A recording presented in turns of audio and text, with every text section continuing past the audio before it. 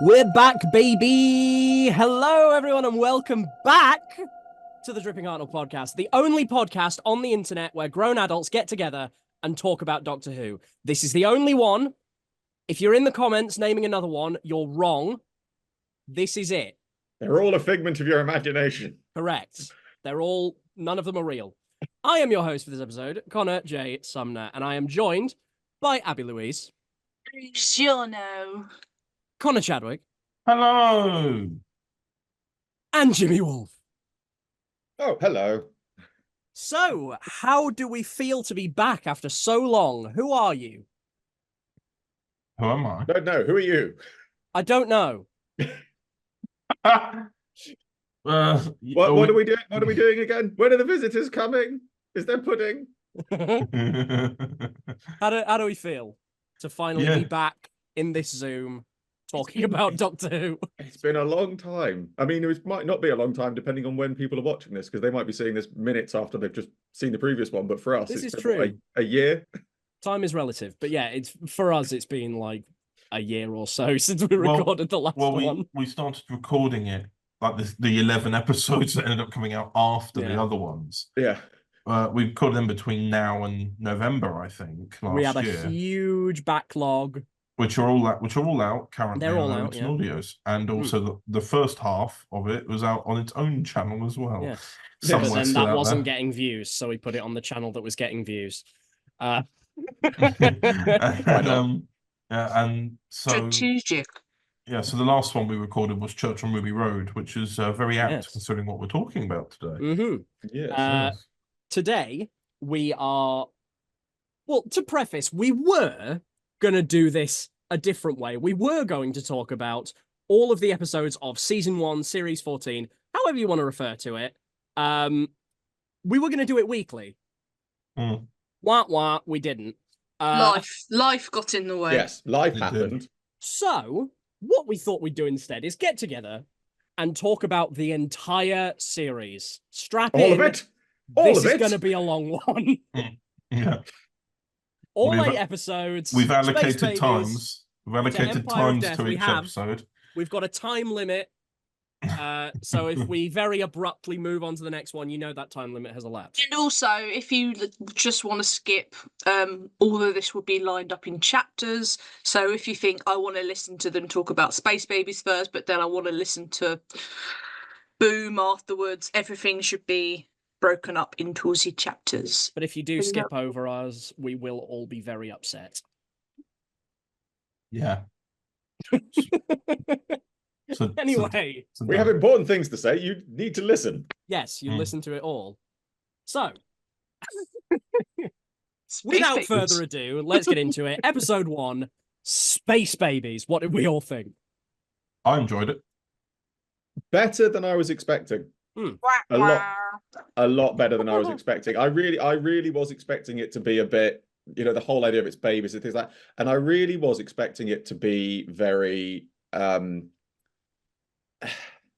I hate to use this comparison so early on. I felt like it was going to be very Chibnall. And what I mean by that is I felt like it was going to be something that was deliberately targeted towards it being a younger audience rather than a family audience.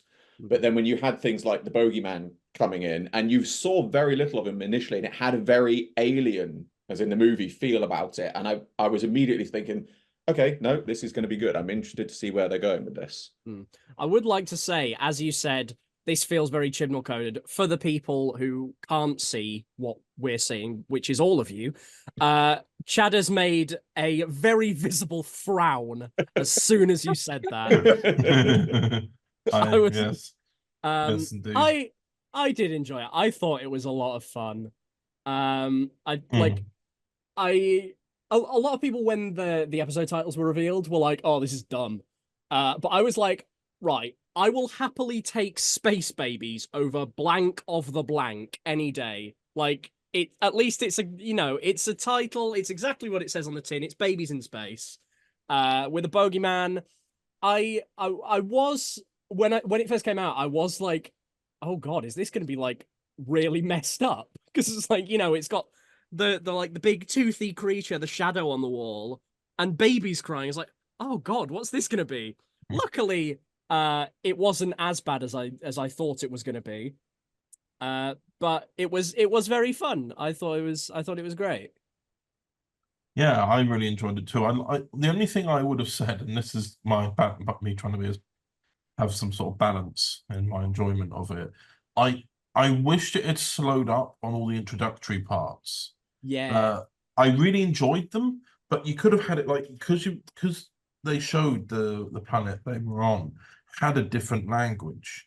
You could have just had it be that, oh wow, the baby speak English. Oh yeah, that's a translation circuit. You could have had that. You're like, oh well, it's not just a text. And it was all those things of, I like the fact that the companions were, when they got told this information, were kind of freaked out by it. And I feel like Ruby was just like, oh, that's cool. And I was like, well, hang on. I was like, when Rose got told about it, she was like, hang on, you didn't even tell me this was going to happen before we left. Why have you done it? You could have told me before we flew. Your machine's in my head and you didn't ask. Yeah. The one thing, the thing that you're saying about the whole comparison to Rose, it did to me in the intro just feel like Russell had just copied and pasted and then just sped the scene up by like 2%. I think that's fair. Do you know, it was like what's it called? What's the second episode of Rose one? End of the World. End of the World. End of the World. It felt like End of the World, but not as beautifully shot. You know, you didn't get that far away, but you didn't get that like far away shot of them like looking out over into space. Ruby didn't have that kind of like bright-eyed, oh my God, I'm in space moment. It was just kind of like, oh yeah, look, babies now. Like, that's very Abby's potential jobs on Doctor Who. It was very I get what you mean. It was very much that kind of thing. You have to have that introduction because you have to have the new character into the TARDIS, so they've got to go through the whole, oh, it's bigger on the inside, oh, we're in space, things like that. You've got to have that, but it felt like the impression that I got from that, as you said, it was very rushed. It was a kind of like, yeah, you know, to the main audience, it was saying, this was supposed to be like a get on. This was supposed to be like a get-on point. Exactly. Yeah. If they'd done it the same way they'd done as Rose, it would have made more sense. But like I said, it was kind of very much. I think this was one of the reasons, as soon as at the start of it, one of the reasons why I've got a bit of an issue with this being titled again as season 1 is because it was made to be this big, this new jumping on point, and a lot of the times new eras 10. Are like Series 10. A lot of new eras are. But it was the way that they said season 1, and it was like, this is really going to be a jumping on point. And then a lot of it felt rushed. And there was a lot of bits. I mean, we'll come back to Sutek at the end, obviously. But for example, the main villain. No, but it was the main villain. This was one of the things that summed it up. The main villain of this series was someone who most modern audiences and or people jumping on wouldn't know. And I think that was a sort of encompassing thing. And I felt the same with the Space Babies. There was areas of it that were quite rushed in the sense of saying, oh, yeah, well, we're going to assume that you know that the characters usually go through this when they join the TARDIS. But it's like, but you're making the assumption there that the audience has seen those bits before then. It's like, yeah, okay, they probably have. But if you want it to be a jumping on point, that's not how you treat your audience. Yeah, and I say it was rushed, but at the same time, they did just spend 3 minutes stood by a jukebox explaining, like with the Doctor explaining their entire life. Yeah. Yeah. Oh, where are your people? Dead or gone? And then it was like, right, okay, well, cool. I think it all. I think the introductory element we also got, which I think definitely helped set the tone for the series, was the way they would jump around time and space. And, we'd be like, okay, cool, now pick a number. Let's go somewhere else. We've gone and seen the dinosaurs now. I did like the little gag about the butterfly effect. Yeah. Like the idea, like, because I actually watched Shakespeare Code recently where Martha asks the same question. Oh, is this going to be like one of those? And he goes, no. He actually, and then 10 actually says, no, I'm sure there's safeguards for that. And then, of course, in this episode, there's the butterfly compensation. Like you don't plan on stepping on any butterflies, do you? Don't step on any butterflies. What butterflies done to you? But wasn't it like one of the most expensive gags they've ever done though? That was the thing. I go back and I look at that and think I love it, and I think it's a great gag. And the makeup they did on Millie was fantastic. And I looked at it after that happened, and I was like, could have done a whole episode on that. Silurian human hybrids. You know, Hello. there was just but there was just so many things you look at that and think like that had so much potential. Because it's not that I didn't, you know, I can think of at least one other episode of this series that I would have swapped out if you could have had that. And I think you really do that because let's be honest, you haven't, you know, since Dinosaurs on a Spaceship, the only time you've really sort of had, they haven't done dinosaurs a lot in more recent years. True, No, that's true. I suppose Deep Breath, actually, if you want to count it, but even then that was a one T-Rex. But I think if you actually did a whole thing of going back into the past, prehistoric era, something getting changed, coming back, you could make an entire episode of that premise, and it was kind of 100%. like, I love the gag, don't get me wrong, but it was like, it's that gag Potential for a whole episode, has way more potential for a whole episode. I did also. Sorry, Sumner, go on. I was just this quick thing. I saw someone saying when they went back into the TARDIS and they did the whole pick a number thing. So I didn't pick up on this myself, but someone was saying that 15 looks really concerned when Ruby's picking the number, because she goes 2150. He looks really really concerned, and then she goes 6, and then he gets really excited because if she hadn't said 6, they would have been going to 2150. Yeah. Yeah. Oh yeah. Fair one. It's like I didn't click for that. We need to do. There needs to be a fan edit of that. Him just go. Oh God, no. The one thing I did love the way they shot the boogeyman, like in the shadows and stuff, and the creepy element. I loved the censorship when the woman was speaking through the microphone and she went to say, and then she was like, human excrement. And I love that. That made me chuckle. The mouths on the babies were a bit disturbing. They were a bit floaty, yeah. Yeah. I'm glad that with Russell's era, though, they brought back sequences with music and reflection on story themes. Like they haven't done that in episodes for a long time. So when 15 is watching the creature and reflects back on Ruby and reflects back on themselves with timeless child references, and throughout the whole thing, it's seen as and that really nice conversation with the captain. And it's like, are we wrong? And you go, no, I'm one of a kind too. I'm not wrong either. And it's about and I like those sort of messaging about it there. Overall, though, I think it's a lot of fun. It was a strong opener. It wasn't the best opener, but it was a strong opener. It was fun. So, moving swiftly along to one of the most anticipated for a lot of people, episode 2, The Devil's Chord. What did we all think? I'll say this, right? They both came out at the same time. Like Space Babies, this one came out at the same time. I really pissed Connor off because I watched this one first. I was very excited about this one. And Connor was like, no. Why would you do that? Why would you do that? I'm glad I did, though, because this is one of my faves. I love this one. There's only one particular bit in this episode that I'm like, this needed explanation, and that's the song at the end. Yeah. There's always a twist. There is always a twist at the end. Yeah, but there was supposed to be an explanation for that, but it got taken out. Was there? Yes, it was. Yeah, it was meant to be. It was meant to be Jinx's leftover. The Maestro's leftover influence and things like that. I mean, Doctor Who. I have no problem with there being music in Doctor Who or anything like that, but it is not a show that should do musical numbers. It doesn't. Okay, let me rephrase that. I feel like if they had the explanation, it would have worked. But no, because it just for me personally, no. But I think it's one of those things. It doesn't need unneeded musical numbers. So, for example, Love Don't Roam Series 2 worked really well because it's at a wedding. It's the kind of place you'd have music. Angel Put the Devil in Me, brilliant because it fitted the time period. But it's also contextual to the story.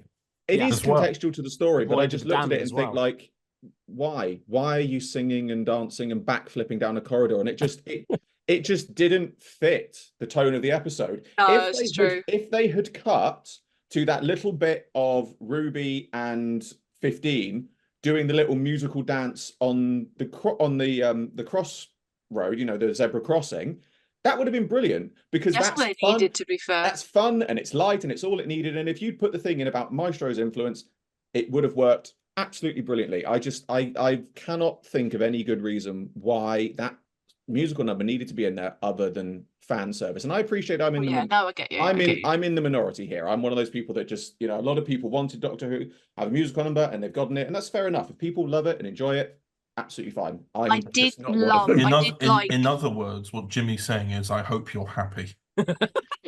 Yes, Russell, I hope you're happy. I liked the piano moment on the rooftop. That was lovely. Yeah. I like that. It was the way that everyone opened the windows and just kind of listened to it, and they kind of had the feeling of music in them, but then this was it being realised for them. It was nice. That when Thingy had a cameo there, didn't she? Yeah. Her name is Thingy, yes.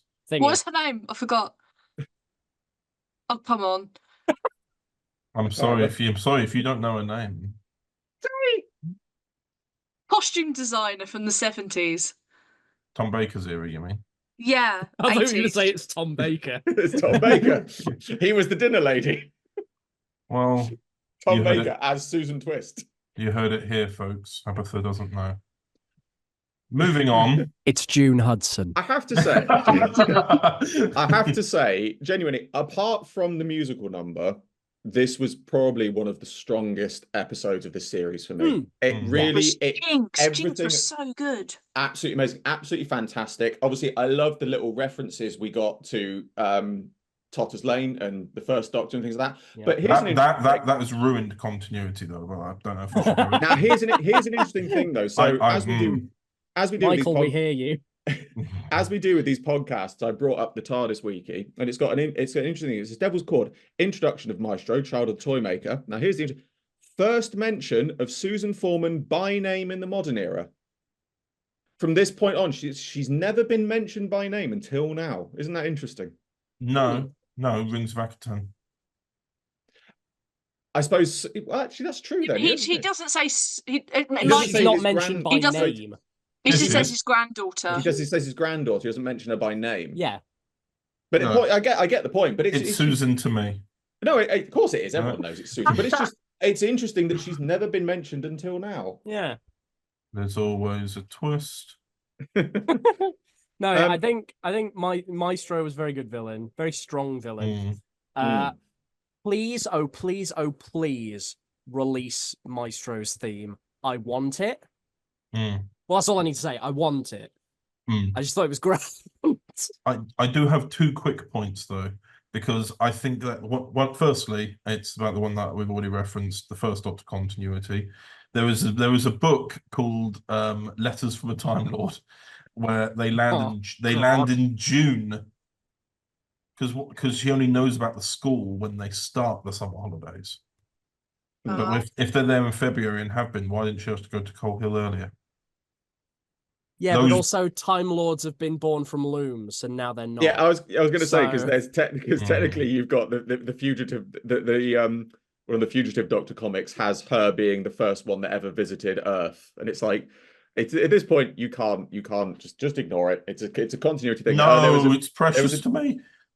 If they can resolve the unit dating controversy, they can resolve this. No, me and Michael Cox fundamentally say no. Did they resolve the unit dating controversy? Yes. So it was one of them. No, so slight step.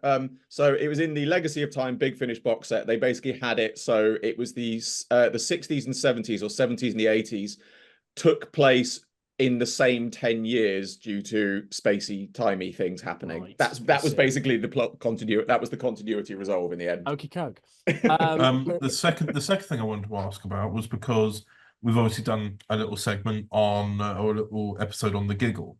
This sheds a little bit more light. This episode sheds a little bit more light on the effects of bigeneration, because 15 talks about it after he's used the sonic to remove sound from the area, and they've had their first encounter. Yes. Yeah, and because Maestro is a child of the Toymaker, it naturally brings back those stories. It kind of led on to something that was a little bit more sad, depressing. It was seen as a nice, amazing, happy thing during the giggle, but in this episode, 15 says, "My soul is split in two." and I don't feel whole. But it's never brought up again throughout the rest of the series. It's one of those things. It's one of those brilliant moments of trauma that 15 has in this series that never goes anywhere. It's that was one of the overall things in this series is they gave 15 so many brilliant emotional and traumatic moments, and nothing ever happened. And I'm hoping, like with Mrs. Flood and things like that, they're going to build on it. But you just look at it and think, like, I really hope you're going somewhere with this, because, you know, the whole bi-generation thing, I doubt that's ever going to get a resolve. I would hope it does, but I don't think it will. I wonder if it'll have to be resolved by him absorbing 14 again. Well, that's my theory. If anybody's self-advertisement here, if anybody wants to hear my giggle epilogue on my channel, I've done that. But it's basically the same sort of thing. Is they remerge together in a sort of Watcher-esque moment, which I think makes most sense personally, because they split in half. Basically, yeah, and it makes sense in a sort of bi-generation kind of way that it's. But again, it's a very strong episode, and it's probably the strongest episode of this series for me. It's not without its faults, but I think it's the episode that I was honestly dreading the most, but yet ended up loving the most. I will also say the lighting use of the TARDIS was amazing, because I ended up using it as my background for a little bit. Yes, like that. For those who can't see me, which is all of you. Yes, it's the shot of the wide angle looking down at a Dutch angle of the TARDIS when all the lights are off, but apart from on the console, when Maestro takes control of the TARDIS through musical frequencies and all the lights are flashing, it makes brilliant use of the lighting all for that TARDIS set. My one wish with this episode is I wish there would have been more of the Beatles. Justice for George and Ringo. But that's just in general, in media in general. Justice. I mean, I was going to say is obviously the one thing they couldn't get in any Beatles music apart from their lesser known unreleased song about a dog.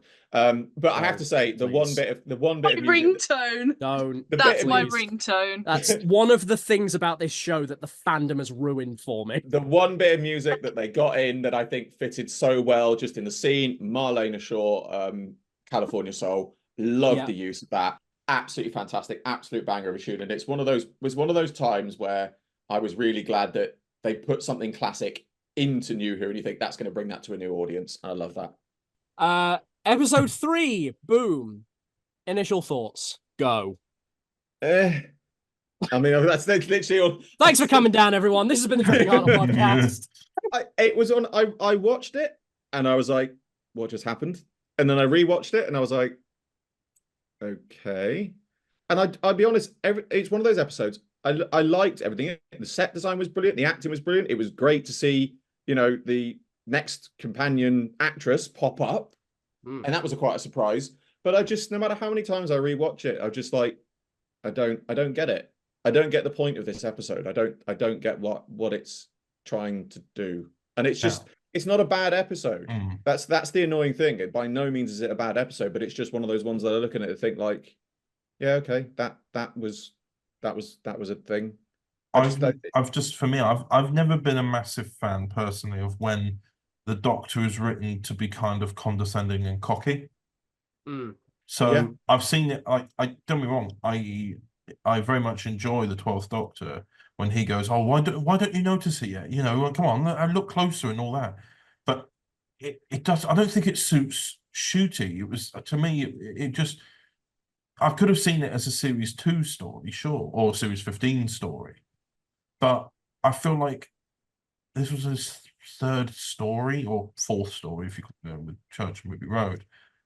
But he hadn't displayed any of these characteristics to me. So it didn't really feel like I was looking at 15. It felt like it could have been written for a previous era. Yeah.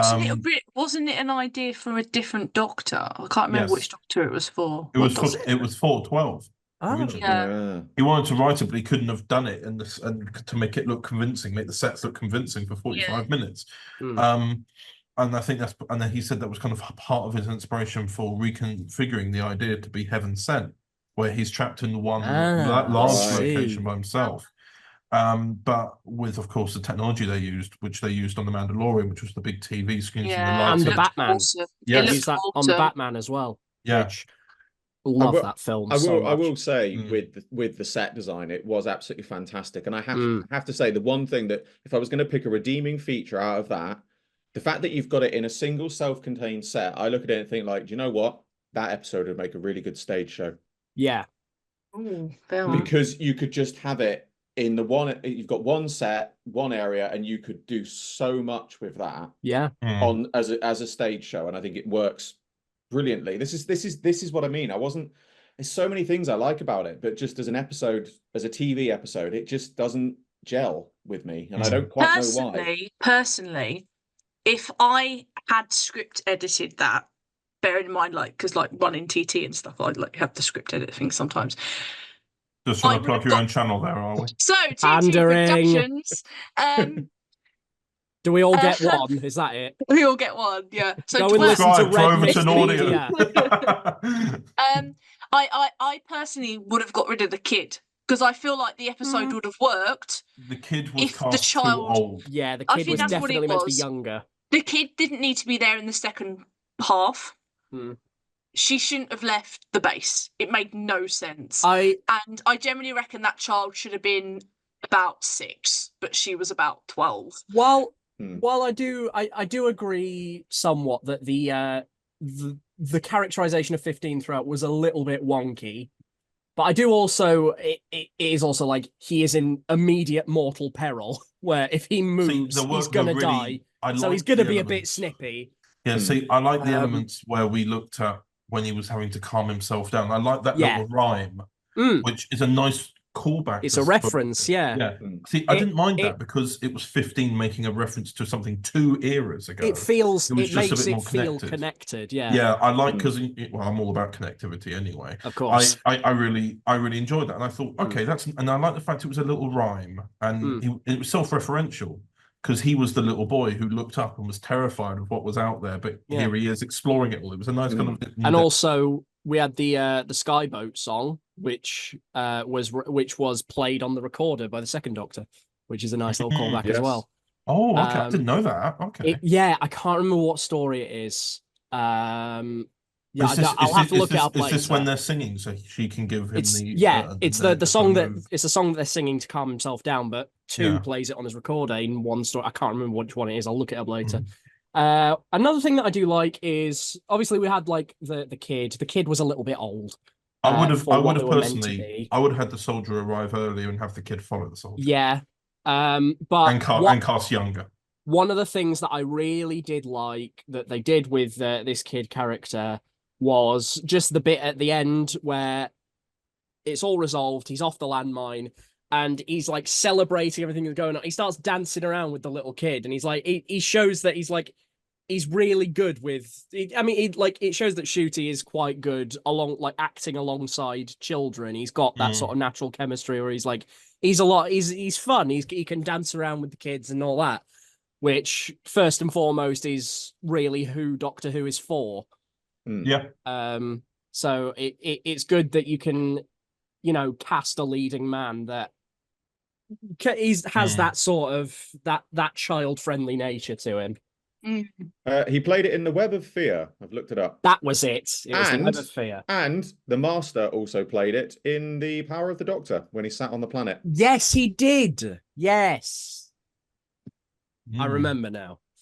See, I've always judged these Doctor Who episodes based on, because I'm aware that I'm not the target audience. I've always based it off what the main fandom are saying, and it seems like every single person enjoyed Boom more than any of the others. So I'm the same. I'm the same. I say both of us do that because I've got my kid Noah, and we kind of judge his reaction because he's 9. He is the target audience. So me and Con I will started be watching Doctor Who when I was 10, so I'm like, perfect. But like, if me and Con will be like, oh, that insert episode name here, we weren't too sure, but then we'll be like, what did you think, Noah? And he'll be like, well, I really enjoyed it. And we'll be like, well, there we go, you were the target audience. The problem is when they start getting stuff wrong, like February 1963, and Noah starts saying that like it's facts, and I'm like, no. No. Personally, I was like, because I'm a bit younger than you guys, but obviously I'm still older than the I just got the middle finger from both Abby and Jimmy for listeners. Yep. While I am a bit younger, I am also a bit older than the target demographic. Well, I'm quite a bit older than the target demographic. I'm nearly 20. But Oh wow. Get you, right, old man. I'm not 9. You're not getting any sympathy here. I'm not as right. Okay, I'll just carry on. You've made me lose the train of thought. That was it. That's what I was going to say. I was going to share my thoughts on the episode. Thanks, guys. I didn't feel too strongly about it one way or the other, but I still thought it was a damn decent bit of Doctor Who. I think that's a fair that is a fair description of it. I think I've also I like the use of the thoughts and prayers statement, because everybody was using it. I don't want to get political about it, because I think we've all seen it before. But it's used so much, and yet it's sort of begun to lose its meaning because of how frequent it has to be used. So I'm glad that they were able to turn it into that. Thoughts and and the way kiss. And with the all right, and the say that as well. They say kiss. No, that was the guy. That was the dude. He said it to the girl.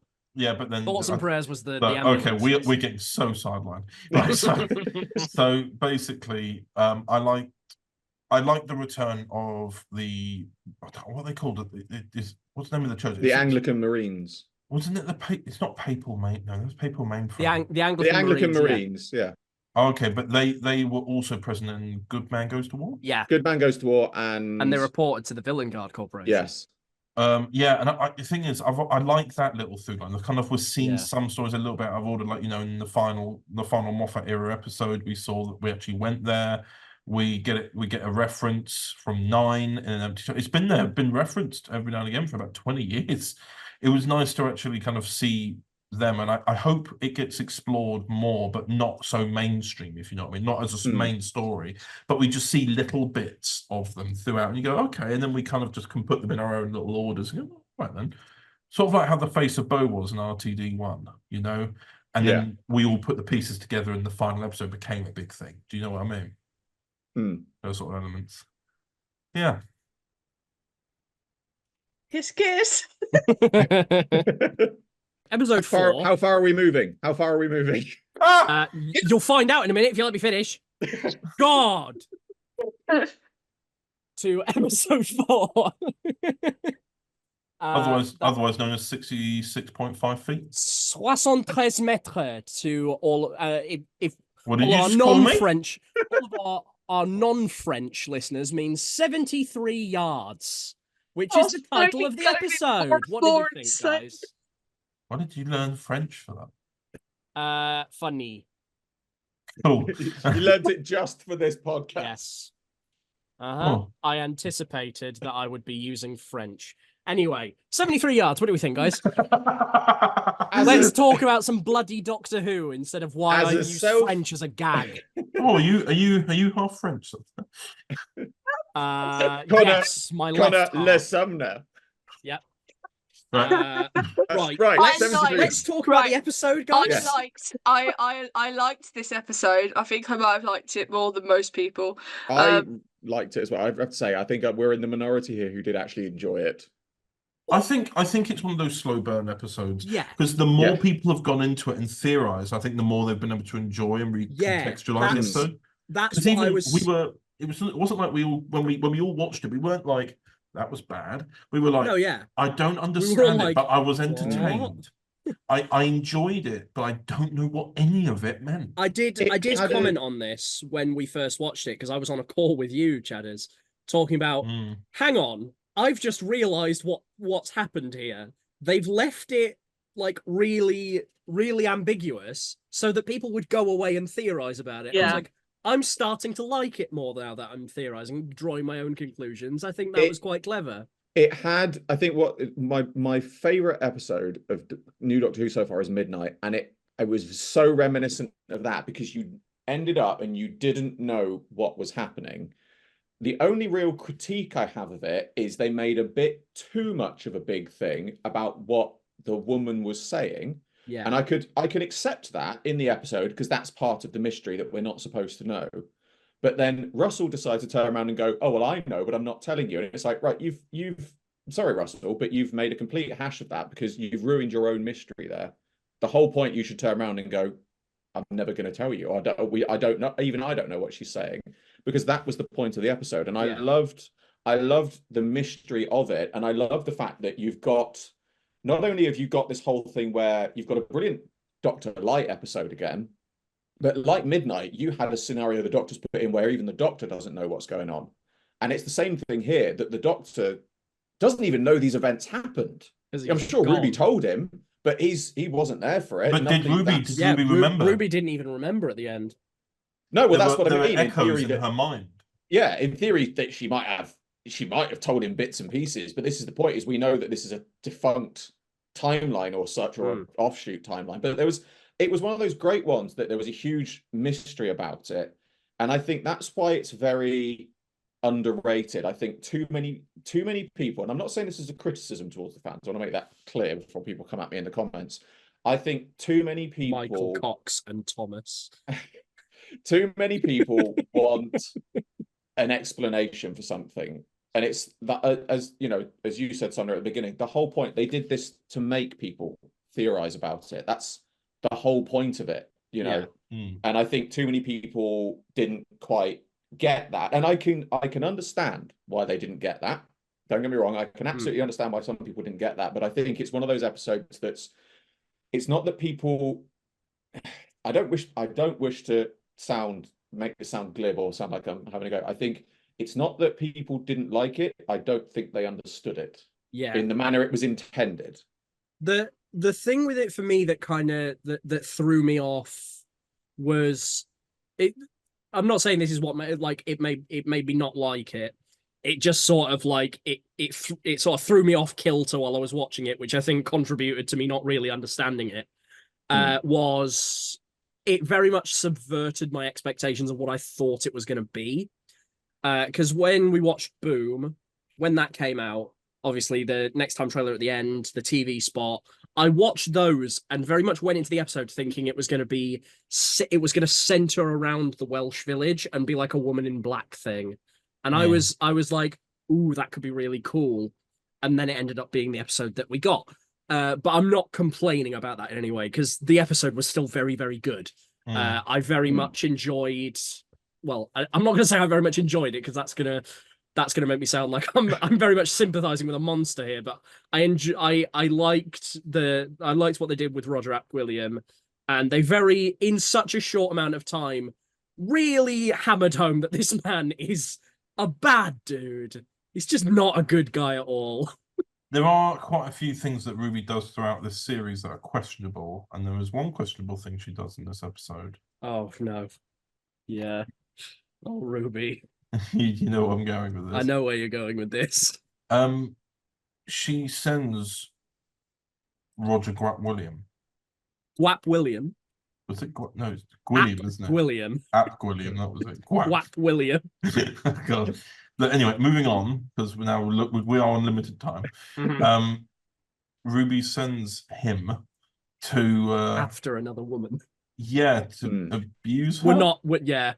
I was going to say, let's not go into what he does to her, because no. There's a serious implication about what he does. That's what I'm saying. I'm not going, hey guys, instead of theorizing about Mad Jack, what did he do to her? I'm not doing that at all. What I'm saying is that there are a couple of things throughout the series that Ruby does, and I know this is alternate Ruby, but that's like the way she talks, like the girl who she sent to him.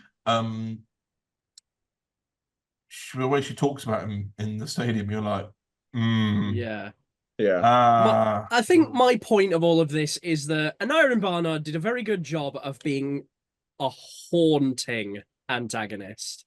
I also like how Ruby ages like a fine wine until she gets to her 80s.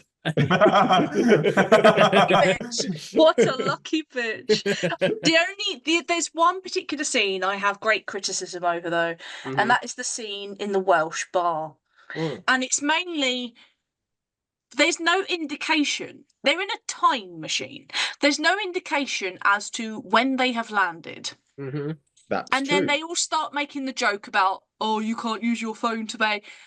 That she might not be able to use her phone to pay. Yeah. So we don't know if they're taking the piss Because or Well, the other thing I think is more trying is why they all went along with the Mad Jack thing. Despite that all she said was, "What's that fairy circle about Mad Jack?" And they were like, "He is coming." And it's like the thing where she's like, "Yes, you can pay with your phone. We're not savages." Like, I would it's not. still 2024, and several places don't allow I'm you. glad. Yeah, with your I'm phone. glad you brought this up because obviously, as the resident country bumpkin of this group right now, the West Country, we have to go up to tell. No, that's one of the bits I absolutely loved in this episode is they all go along with this whole, ooh, spooky, spooky, spooky, etc. And they make this thing about saying, yes, you pay with the phone, because genuinely you'd be absolutely surprised how many tourists and people like that you get who come down and they still think that there are pagan ceremonies and things going on. And it's kind of like, I think it was something, I think one of the characters, she says, you get people coming in for the outside, you think we're all witches and druids. And it's like, yes, it's true, actually, they do. I do get that, but it is also a case of, like, it's a genuine line of questioning, because, like, it was entirely possible where she couldn't do that. Because there are places around here that still don't. You can't pay with a phone. Yeah, the thing is as well, like, you don't have to be a dick about it. Like, yeah, but the thing is as well, because it was an oldie-woldy village, and personally, I feel like everybody in that bar was dressed like it was the 80s. like, Despite it could have been the 80s. We had no idea. The flat screen. Yeah, there was a flat screen telly on the wall with the football. Okay, maybe it was the 90s. I don't bloody know. I was too busy, I don't know, questioning Welsh people being evil to British people. I don't know what that was all about. All right, Abatha, we don't need to make that. Hang on. Hang on a minute. Whoa. We don't need to look, we're not making this about divisions here. We're not doing this about division. The opinions of Abby Louise does not reflect the opinions of the Dripping Hartnell podcast. Yeah, this is no.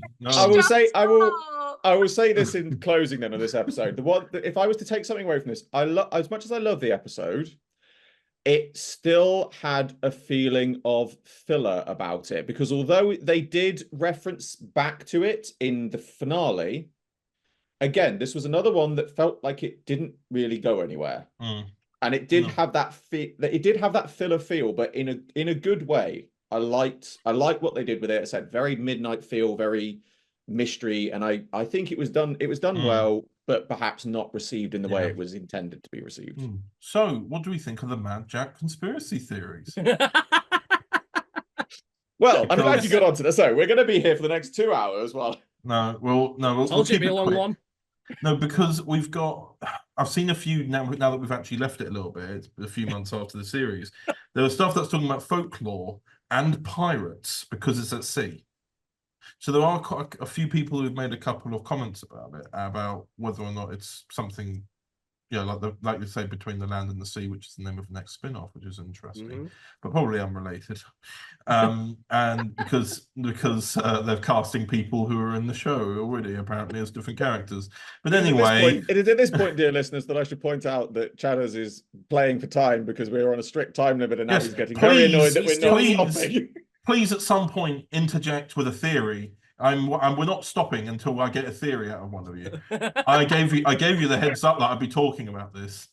Have a theory, please, and then Mad Jack, Roger Williams, the master. That's what everyone thought. Yep. There you go. It's the master. He's running for Prime Minister again. I'm just here to time the run-in. That's Anyway, Mad Jack theories. I'm sure we'll find out in due course. I can't believe that he's going to be a one-off. Put it that way. No, I think there will be more to him in future. Definitely, but because of the reference they have in Empire of Death to him, it feels like there's something there. Yes. Yeah. The fact that we also got to see, albeit a deleted scene. I know we're jumping to the finale, but this is referential of this. We're jumping to a deleted scene from 73 Yards, which is an odd choice, but nonetheless, we've referenced a news report that was seen and already shot in the series in the future. I feel like there's other bits to it, and I do wonder if the next series will lead towards it. I think it will. I feel like based from filming photos I've seen. I feel like they're going to go somewhere with it. It would be a shame if they didn't, but it feels like too much of a setup for it not to go anywhere. Yeah, and it's a supernatural style episode, which is something they wanted to go for, rather than not supernatural as in the series, but supernatural as in the more kind of the fantastical elements. It doesn't really seem to be based within science, more within curses. I'd like to point out at this point, Abby has just thrown her phone with the timer on it across the room. Well, if she wants to damage her own home, so be it. We're talking about Mad Jack now. So, Sumner, Mad Jack theory.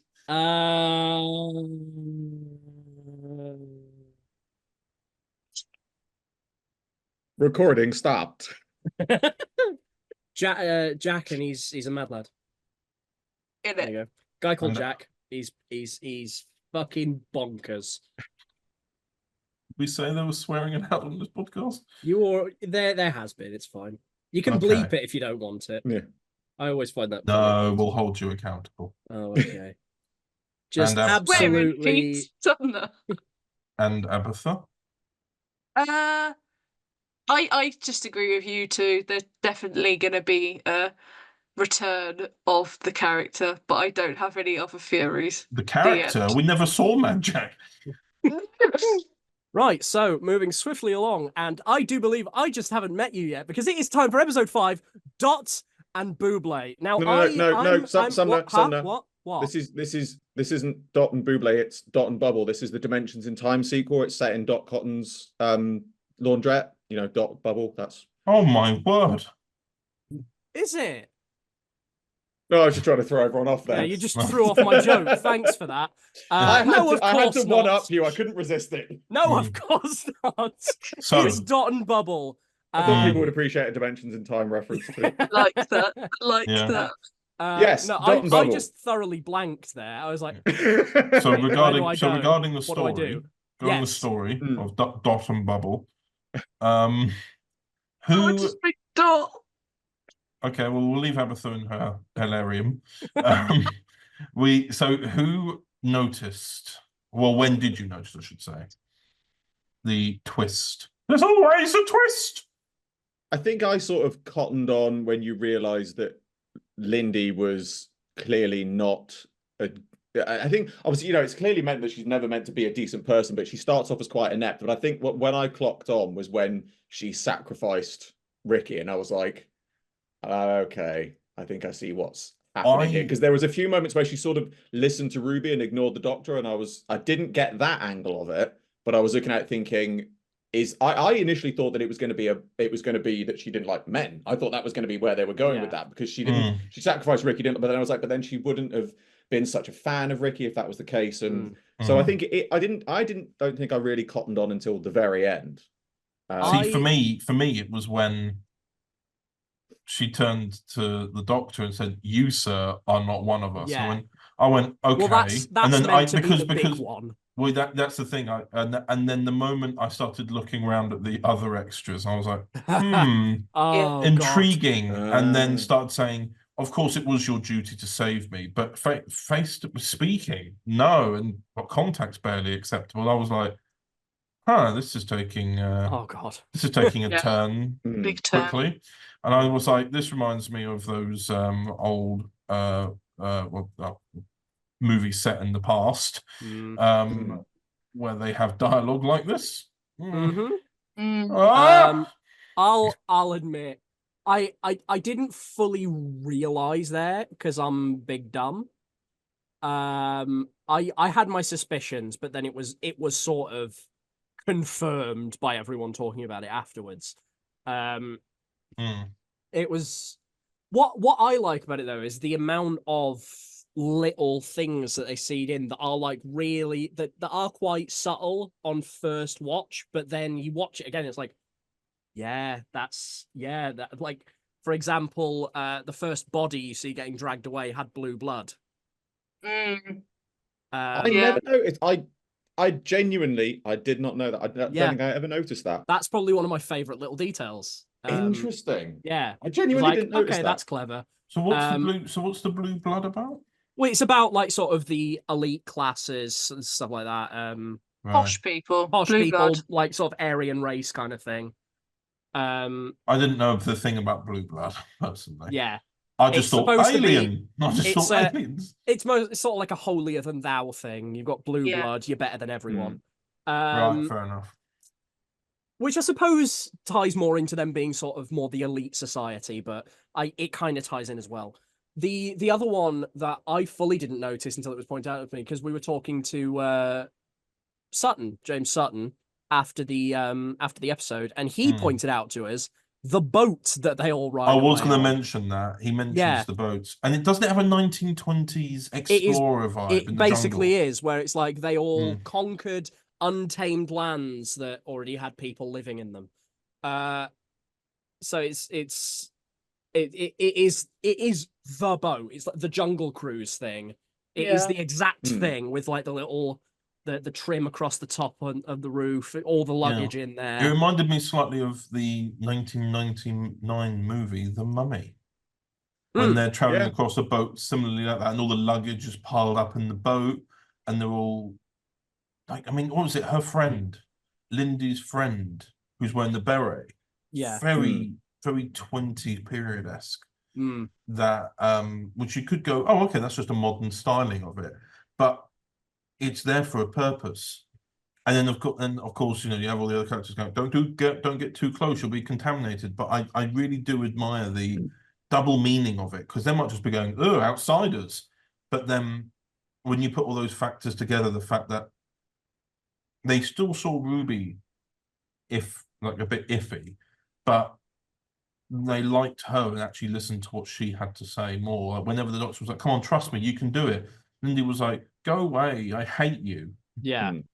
And meanwhile, then she was like, come on, Lindy, you can do it. She'd be like, okay, I'll try. And then the whole thing where she's like, I thought you just looked the same, but no, you're the same guy. It's like, see, Dominic G. Martin spoke to me about when he noticed, and it was in that scene when she crawls into the corner in that brick alley and says those things like you shouldn't even be able to be talking to me. You should be. I thought you were banned. Like he's not as stupid as he looks.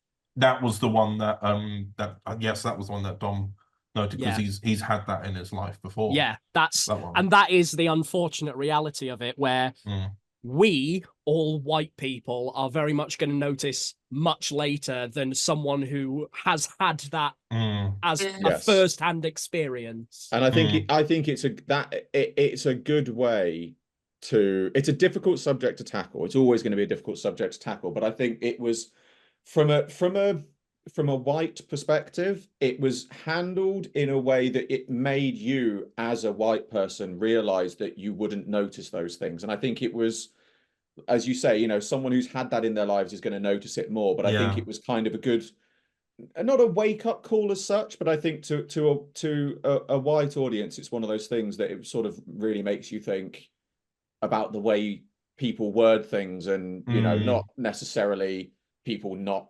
saying, you know, just not thinking before they speak and things like that. But it's the masking of messaging as well through that, like realizing that actually what could sound like an innocent joke to us being said to us is actually more of an intentionally aggressive message. Yes, for any non-white people. May I touch on it for the commentary in regards to social media with this, because I feel like this is going to be an interesting generational difference. Because from my point of view, is watching that and watching how the characters were, it was very interesting that you saw them. They were very inept. They couldn't deal with anything without the social media, without their their bubble and things like that, and this social media. And honestly, from my point of view, as someone who is, well, I think I'm 36. I genuinely don't know how old I am. I think I'm about your own age. Oh yeah, I don't know. Anyway, but yeah, someone who's in his mid-30s. Someone in his mid-30s, the way that the characters were written in regards to the sort of their look at that, it was very. There were elements. I don't mean this in, you know, taking out all of the racism side of things. I'm literally just talking about the way that they deal with their technology. It really did. There were moments where I thought, I looked at the way they were acting and the way they were behaving, and you know how they were not being able to deal with things, and I thought that's quite a good social commentary, because that's how it is a lot of the time. And then I made that point, and I did have a few people coming to me saying, no, the younger generations aren't like that at all. And it was like, that's not how you perceive yourself. And I get that. I get the point you're making. But Russell is writing it from how he sees those people. And as someone, I'm not obviously Russell's age, but of someone of an older generation, that is sort of how it looks. So I mean, I already think that now. I watched that pre-titles and I was just like, oh God. But the interesting dynamic that came out of that was, you know, I made a point of saying that's Russell's written how he sees. He's writing it from the perspective of a 61-year-old man. Exactly. And then, but then the flip side to that, and I think it's a very good point, is at least one person I was talking to came back and I said, yes, but it would have been good to have had, you know, you could have written it so you could have had how the characters perceive an older generation. You think, actually, that's a good idea in itself, because Russell can only write from his point of view, which is why it will speak to an older generation. But I can also understand and appreciate why the younger generation may take offense to the way that they're perceived. But if you had that as almost a two-part episode of seeing the two different sides of them, you could have made this a really good two-parter. You could have explored a lot more in this. And I feel like although it was a very good self-contained episode, and it was one that I think tackled a very difficult subject topic very well. I feel like you could have made it a episode about social commentary on various levels, and in doing so, you could have made it a two-parter. Because I will say, recently I actually saw the pre-titles of Dot and Bubble played out in front of me almost, like because a few weeks ago, because I see the bubble as a bit like probably more like a future version of TikTok. Yeah. I saw people scrolling through TikTok, and they would go, "It's really important that you listen to this message to save people." They just scrolled up and played the music of someone miming, and I was like, "Oh my God, I've watched it just happen." Yeah. Connor, that's not very mindful or demure. Stop it. Will you stop it? Right. I genuinely I can't stand that meme. Is the thing, I'm like that generation, and that's bad. It's not even because it's you. Good. It's not even the fact that it's you saying that annoys me. It's the fact that anyone is saying it. No, but this is the difference. Me and Abby represent the two halves of that generation. She's the one that's saying it, repeating it, because she thinks that's what the cool kids say, and I'm the one here saying, "What? What's going on? What's going on? I'm an old man." I get annoyed when anyone says it. When anyone from my generation says it, I hate it. Anyway, final word for me, at least, on the episode. I like the fact that it's a Doctor Who story, so it's very much it's not a very realistic show. But the least realistic thing about this episode is the fact that this is all supposed to be like a commentary on the younger generations, and they're all singing to a song from 1960. Yeah. No, but that is the way. It was a itsy bitsy teeny weeny. 1980, I believe. Don't forget it was 1980s. I was going to say, don't say 1960. I've got it up here. 92, I thought. I've got it up here. No, the song by Brian Hyland. It came out in the 60s, and they remade it in the late 80s. The original is from the 60s then. Was the remake one in the 80s. Yeah. That was the version that was in the episode. That was the one they used to play in the holiday camps. Yeah, but that's what they do. That's what they do all the time. That's what they do all the time, though. You see it on TikToks. They repurpose and remix old songs. Yeah. So in fairness, there's a lot of references to the people I hate in this. So that's great. I was an old man through this. Yeah, you, Abatha. No, but there were a lot of references to that, and as an old man, I enjoyed hating it. Which started her social media life on TikTok. I feel like I am the other end of the spectrum. So you are the problem. Well, maybe all you young people should just be old. I've been old. Grow up. Anyway, it's the moment you've all been waiting for. My favorite. Yes, we've already started, Abby. We needed more time on the timer. We need more time to talk about this. We're scrounging for seconds. It's the moment you've all been waiting for, and the moment that I have certainly been waiting for, because I can't wait Abby is drinking water. I can't. It's the moment you've been waiting for. The moment you've been waiting for. She's drinking water. She spat out, and now she Finally! spat out the water. Oh dear. No, she's gone. Okay, carry on. I was looking forward to talking about this episode because it is my personal favourite of the series. Ladies and gentlemen, it is time to talk about episode 6, also known as Rogue. Didn't like it. Also known as, what the fuck is the Schalke Doctor doing there? Don't start. I'm sorry. Right, I'm just going to get this out of the way. I'm just going to get this out of the way. I love the fact that they put him in there. I love the fact that he's referencing there. I love the fact that they had a face in there.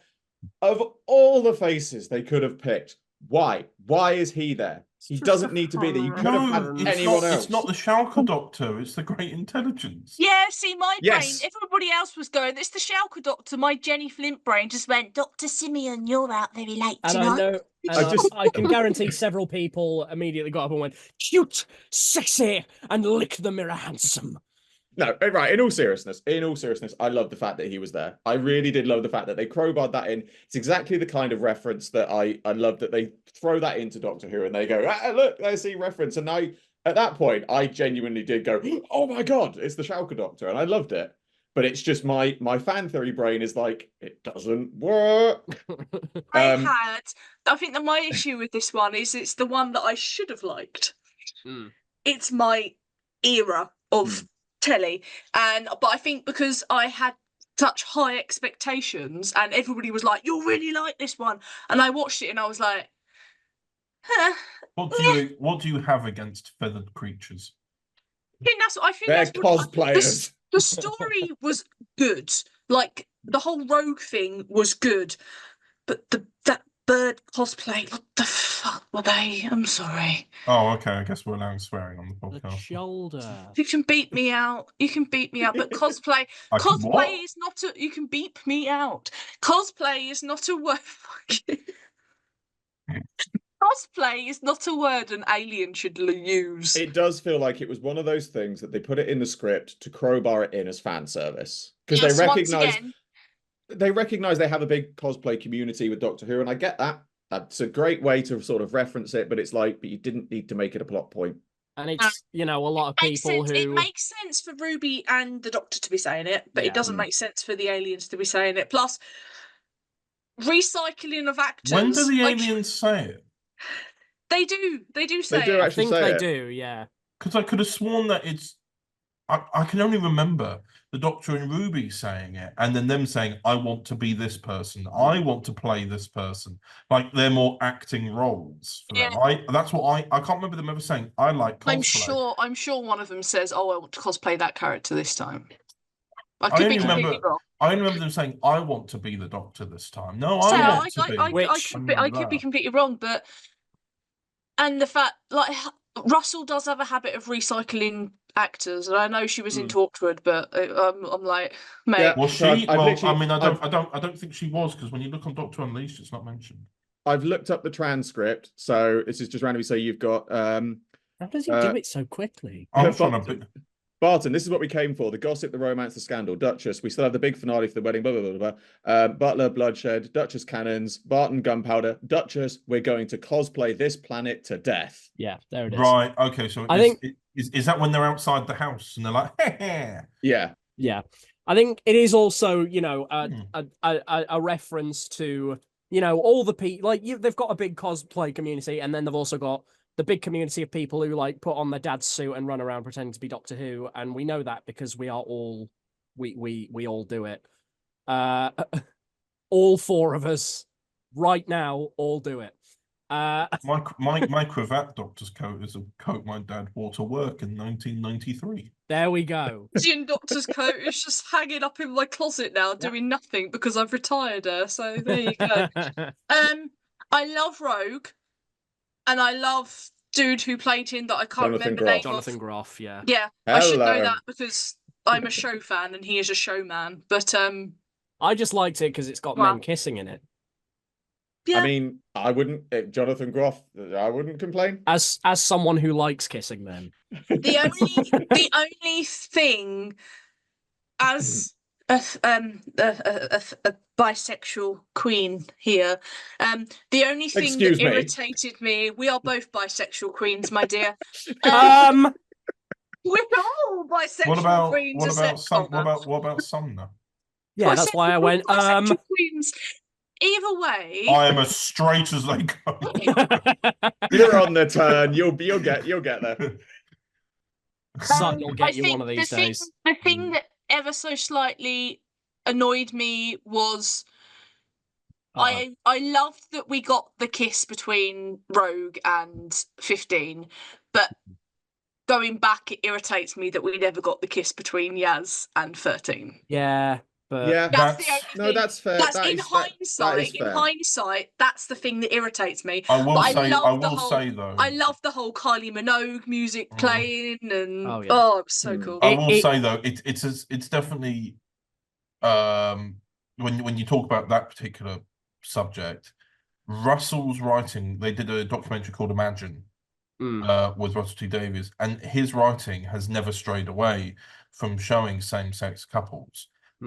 So that is the peak of his writing. When you look at stuff like Queer as Folk, or It's a Sin, or Cucumber, it's never strayed away from showing those things. Yeah. And those shows have been able to go more in depth and show more about it in a more sort of maturer sense. But this show, I saw in that documentary that someone who was watching some of Russell's early stuff said that he has the opportunity to be a good voice for representation for the young audience, which is all well and good, but this episode was written by Kate Herron and Bryony Redmond, not Russell. Yes, hate to be the actually guy, but he is show running it. Yes, he could have cut it, but I just liked because it felt convincing to me. I was like, the Doctor has fallen head over heels in love in this story, and I'm here for it. I love the little thing where he's like messing about with him in the ship, playing the Kylie Minogue. It's like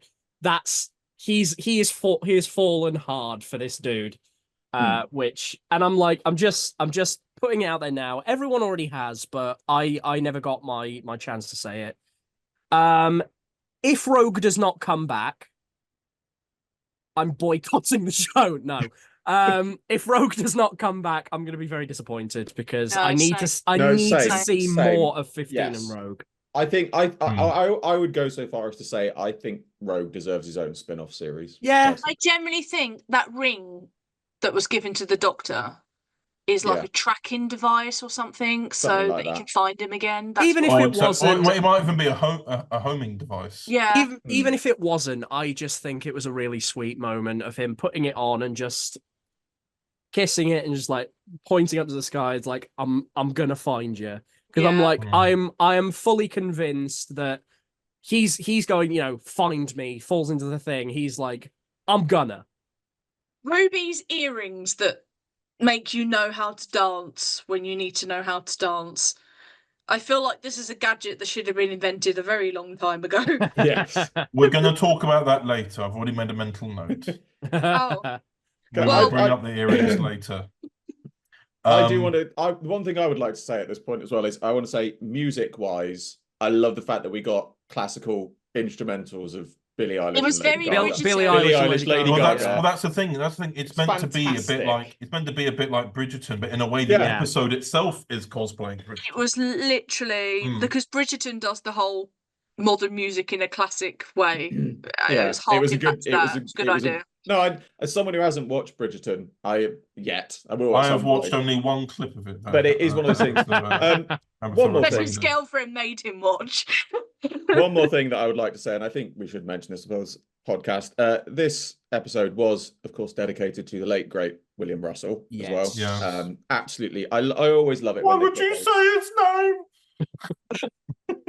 Why did you say that name? I always love it when they put those little things in, because it's such a nice little dedication, and it doesn't have to be something that necessarily references, an episode that they're in, but it's the way that they just always add those in of saying this is an acknowledgement of a contribution, especially given his, Guinness World Record of longest appearances between characters. It was just because I mean he had a bloody good innings. absolutely How fantastic. old was he then? 90. He was 99. He was 99. He was. Jesus. I think he was about 6 months off being 100. Yeah. Yeah. And it's so I do feel like that's something which is it's not something that's particularly funny anything to, but it's one of those things that I think it really is important to recognize that contribution and his contributions to the episode and their acknowledgement of it. I think it's a lovely thing. Yeah. He's also Alfred Enoch's dad. Yes. Yeah. Anyway, I just thought I'd get that out there. Fun fact for those that didn't know. Okay, so it's time. We are well and truly in the end game now because it is time to talk about the first of the admittedly loose two-parter, The Legend of Ruby Sunday. Begin. I didn't know you needed like a starting pistol there.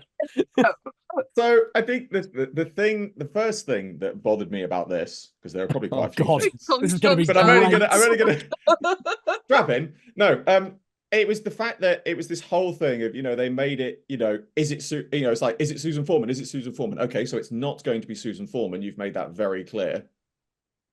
And it just immediately was like, okay, so your big reveal, and it's like, and they keep saying it could be Susan. No, we know it's not going to be Susan. Oh, it might be Susan, Doctor. No, we know it's not going to be Susan. You've made it very clear that it is her, so therefore it's not.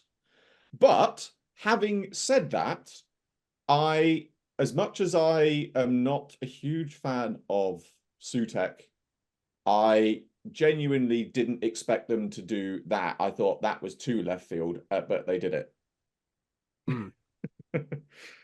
So I'm on the fence, I would say, in regards to the Legend of Ruby Sunday. I am on the fence for it. I loved that was proper ADHD, that wasn't it? Christ. I loved. Wait. Go on. The video room thing, the effect in there was awesome. Yes. I can't remember what the room was called. The time room. The time room thing. That effect was amazing. I love that idea. Why is Kate Lethbridge-Stewart hiring children? Why was Rose even there? And why is Kate Lethbridge-Stewart straight? And that, yes. I thought that was going to come up, so I'm just going to crowbar that one in there. But she has but in Moffat and Flux's, she has a husband and kids. Had a husband and kids. Oh right, have we murdered them off screen? Yeah, they're dead. No, we murdered them and she's a lesbian now. So, it's canon. Yes, they all blew up in the house in Flux. So on this subject, can I just ask, just so that, is it actually ever mentioned anywhere that Kate is at very least bisexual? It was one of those things. It was one of those things where Gemma had said it on a panel. Right. So it's been said outside of the canon. Yeah. Basically. Yeah. Okay. Basically, fair enough. But obviously, lesbians doing as lesbians do. We're like, yes, yeah, and then as soon as it's like get poo-pooed, we're like, mate, come on. I have no. Again, if that's I have no problems with Kate being lesbian or bi or straight, whatever. It's just it was one of those things that I've never been entirely clear on where it was mentioned. Yeah, so I think it's up there with the whole like Osgood thing and that stuff, isn't it? It's the only thing I'm a bit of a grumpy old man about is when people get mad about something that was never confirmed in the show. No, I know. I didn't get mad. I was just like, what? Why? Why would you do this? Because it was never established prior. What are you on about? What do you mean? Poo-poo, that's funny. Anyway, my brain is trying to divide the two episodes, and they're just coming up as one episode at the moment. So I'm trying to look. I enjoyed the look at the Time Vault when they were able to look back on those previous events. There were some answers given, and there were some hints given. For example, the TARDIS that lands after the Doctor leaves in Church of Ruby Road elements, I think, because it isn't ever said what TARDIS that was and why and where. I think because Russell has recently said about Sutek, that Sutek was awoken because of the explosion at the end of the Star Beast, which was what I thought happened. So I'm very happy about that. Yes, indeed. But as a result, I think that's the TARDIS from Wobbly Yonder. Yeah. And that's why it lands with the shape wrapped around it, because Sutek woken up. And that's where it went. And that's why it's just got the shape. And then that's when it sees the connection. And thus it's just by chance that the Doctor just missed it. But it's where everything kind of binds together at the end, which I am glad that they make reference to the 60th, because I know that, they were obviously talking about, well, I mean, this is another thing too. We were like, who's the boss? That Meat mentioned. Well, it's not Sutek, that's for sure. No, this is true. Sutek's just like, literally hadn't woken up yet. And just like, what? What's going on? Oh, okay, death. Mel. Oh, Mel. I was very happy with Mel. Yes. I mean, I knew we'd known for ages that she was coming back, but it was nice to see her get some. What's the word? Representation. Yeah, like a better representation on screen, because I know that like Big Finish have kind of saved her character, but it was nice to see Mel written well on telly. Yeah. I really, talking about, because I know that this episode was mainly focused on the Ruby Sunday story, I might as well talk about the conclusion of it, because the next episode will probably be focused more on the Sutek elements. Yeah, true. Why was the VHS glitching when her face was revealed? Why on earth was she wearing a cloak? And why no one wore that. Why was she pointing at a sign when there was no one else there? There was so many memes of like people being like, what Russell think teenage mums dress like in the early noughties. I suppose it was just a case of him being like, how does she conceal her identity? I know, I'll put her in a cloak. And why does she dress? One of those parkas with the like fur hood, like that, what she would have worn. Yeah. What I also love is that all the filming pictures and the photos, there were photos of half of her face, the person in the cloak, and also a brief image that we saw on Church on Ruby Road. But that's not a 15-year-old. No, yeah.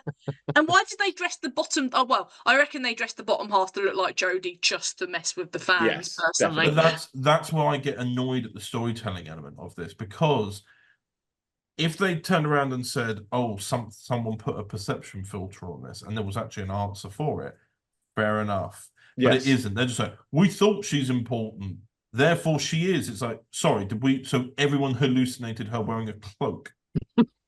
Is that what you're telling us? So, or is it a Halloween costume? And it was actually, she literally dressed up like death for some reason. I don't know.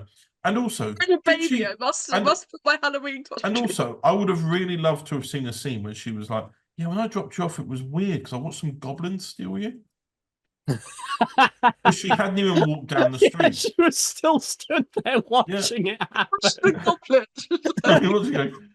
She walked away like, that was weird. Haven't I seen you before? No. Yeah, you saved my daughter that was just snatched away by goblins. No. Not me. That wasn't me. It's the fact as well that I love. I love that canonically she turns and points at the sign, but there's someone stood in front of the sign. Yeah.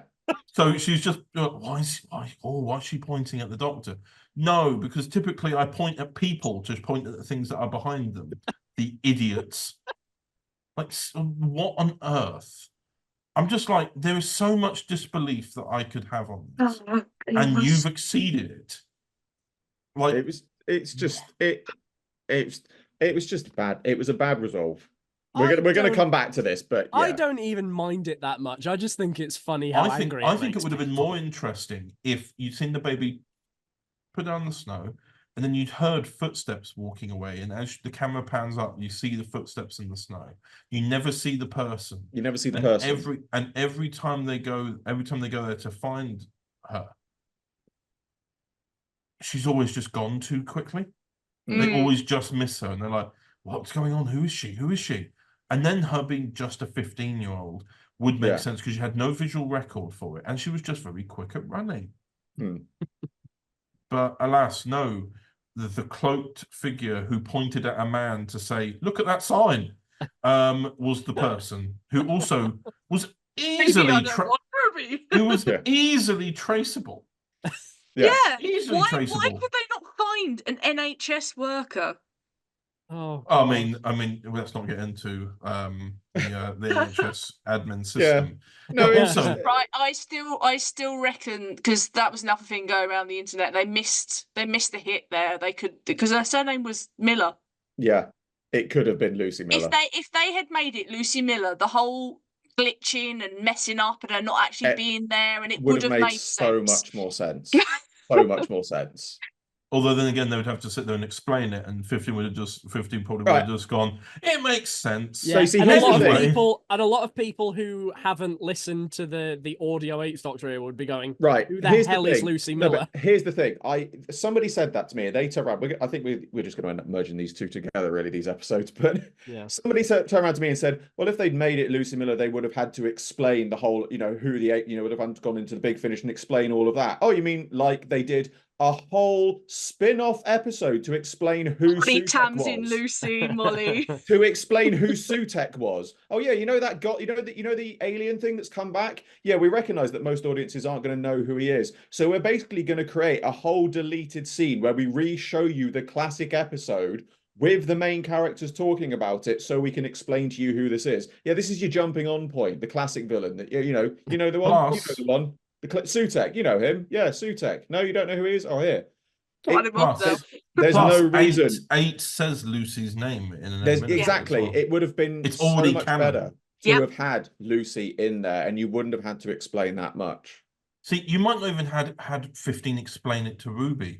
There could have just been a nice moment when he's in the TARDIS or something, and he just kind of looks up and realizes maybe it's a post-Time War effect. Or something like that. Yes. Something like that. That's why it's messy. It's because the timeline itself is a bit whiffy on it. But he could have just gone, it's a bit whiffy. Bit whiffy. It's a smelly timeline. Smelly. You could say, fair enough, people don't listen to Big Finish. So a lot of people haven't seen the classics, so they wouldn't have known who Mel was either. And all we got was, I used to travel with her. That's all you need. Yeah. I used to travel with her, but she died and she's alive. Yeah. She died, and her aunt was a Zygon. But anyway, it would have made more sense for them not to be able to find her, because technically she's dead. But it was also that it was just the whole thing was messing. It's kind of like what's so special about Ruby's mum, or the fact that she was a mystery. That's what made her special. How the hell does that work? Russell, I really hope that in series 15 there's more to it. I really hope it's a red herring. Definitely. And then she morphs and becomes the trickster, and he's like, ha ha ha ha. I tricked you. There is so much more. Because I'm the trickster. I mean, let's be honest, actually, talking of the trickster, we didn't discuss it in Devil's Chord. They used the trickster's music in that, and they said this whole thing, Ruby's got this song in her. Another plot point. Never went anywhere. Never explained. Never went anywhere.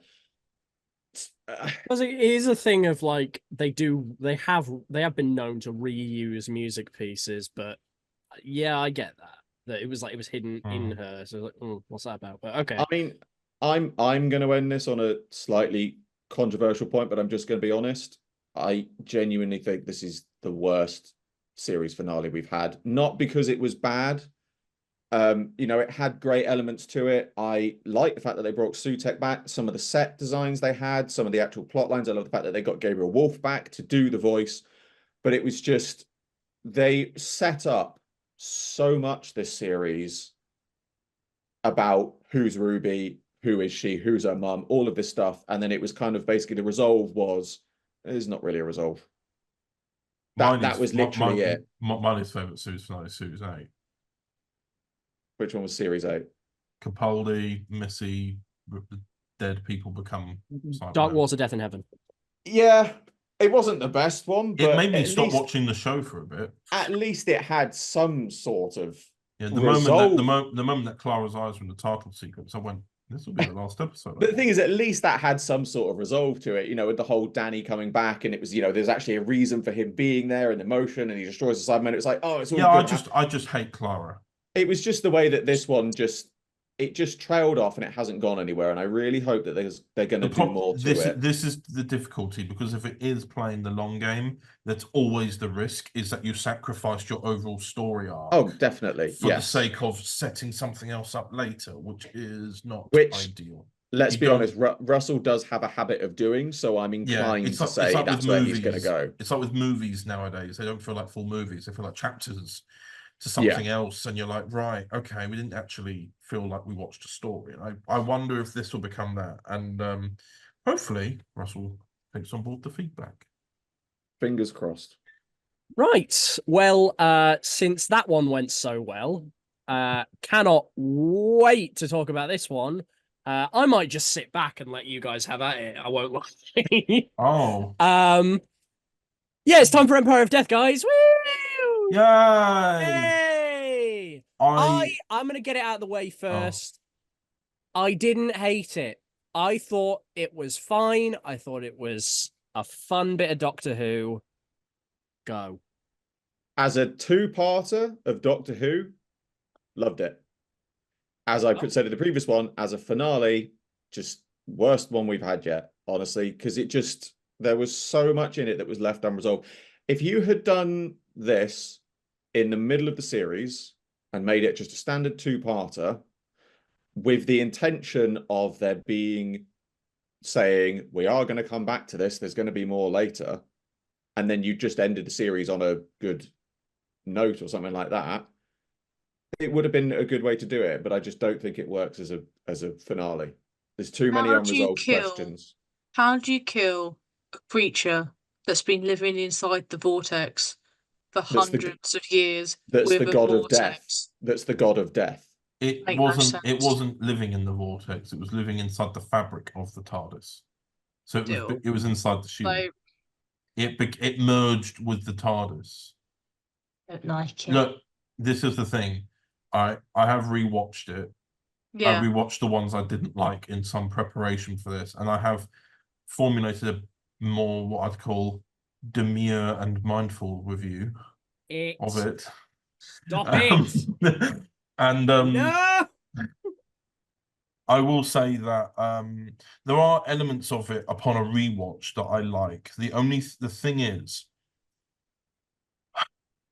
we had the last time we saw Sutek, he was stuck in a chair, and he got Frim's like, aha, and then he chose to sit on the TARDIS for the next episode, and I would have loved to have seen him walking the Earth, to see the damage. Like, I mean, here's another thing too, right? You know how they said, oh yeah, we brought death to death, so therefore everyone came back to life. What about the holes in Big Ben and all the buildings that have holes in them now? Like, are we just like, oh, okay, this is our new architecture?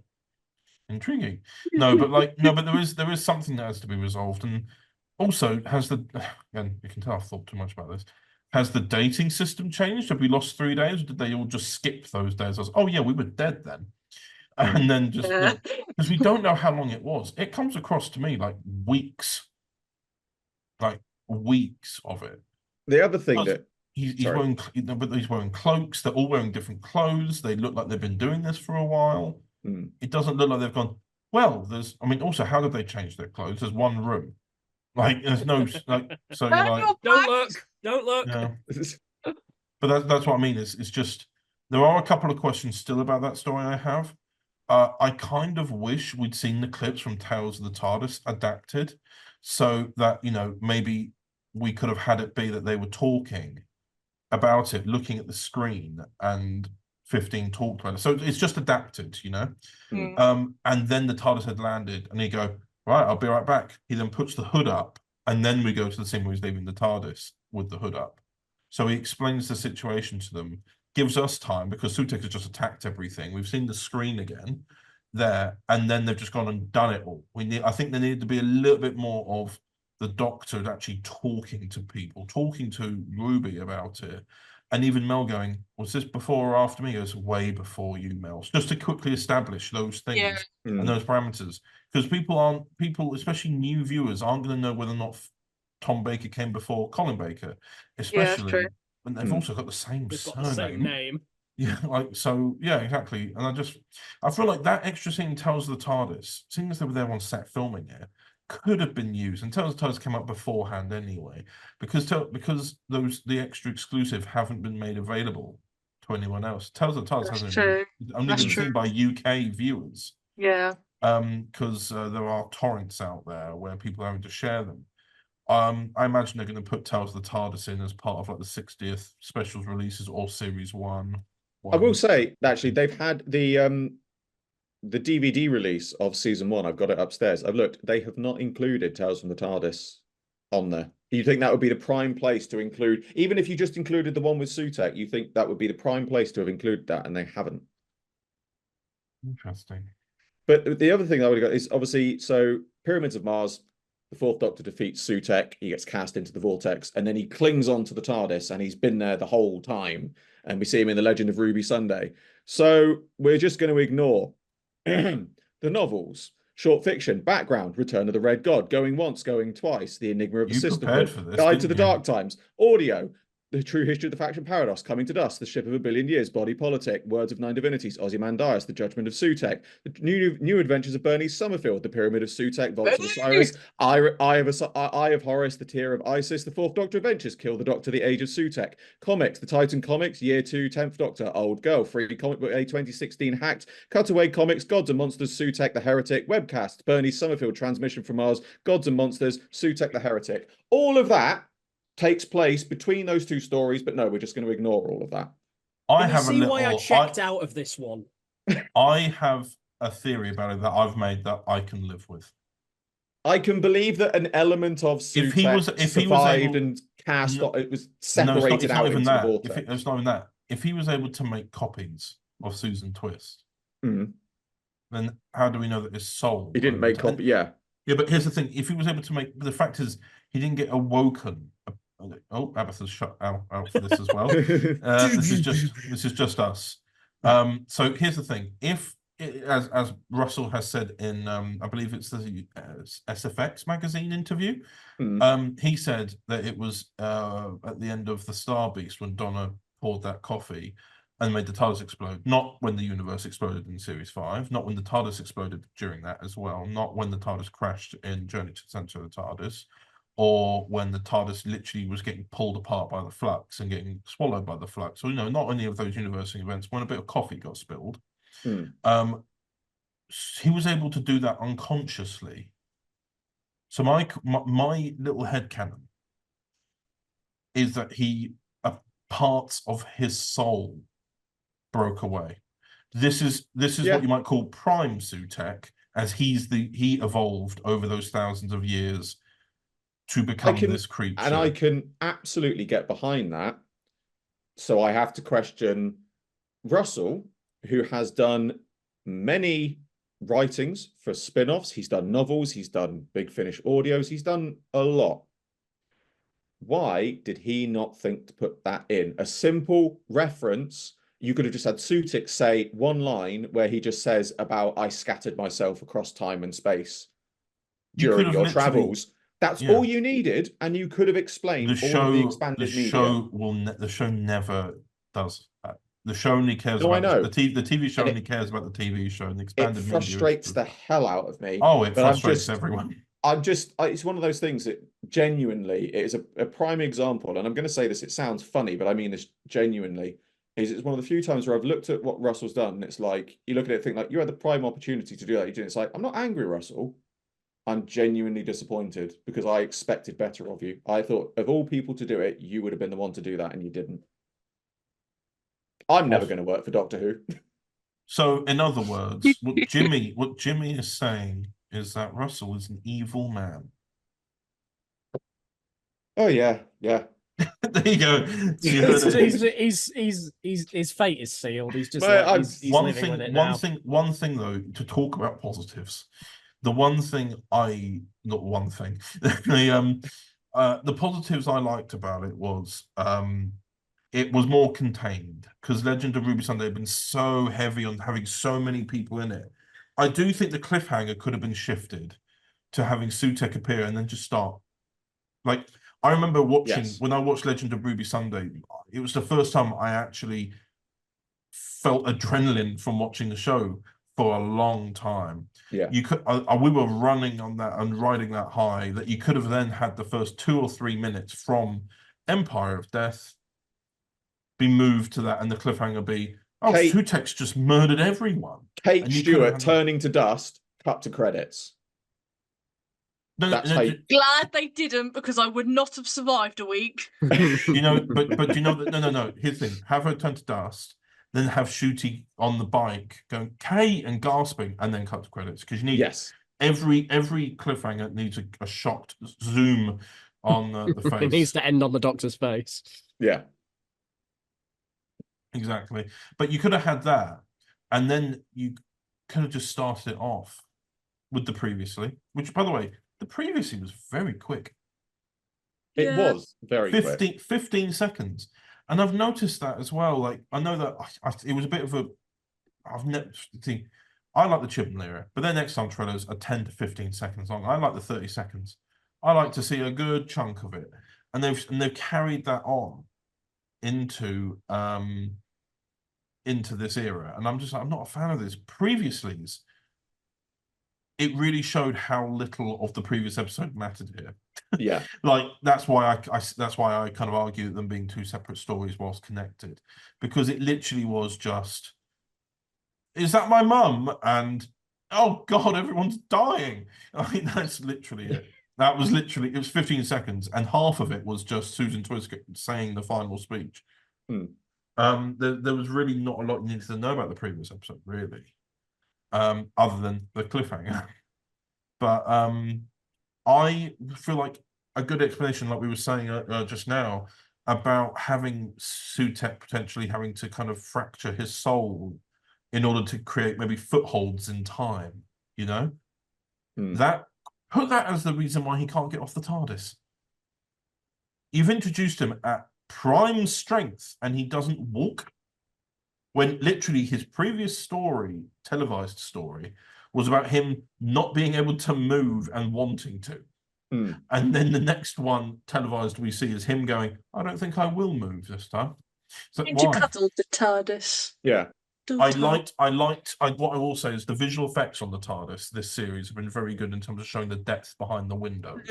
Like I talked about this in Wild Blue Yonder, when 14 kicks the TARDIS, sort of uses it like a bit of a scooter or skateboard, and you can see the kind of depths in the windows. You can see the TARDIS inside. When Sutek turns the TARDIS, you can see the red lights from within and the kind of perspective inside of that light changing.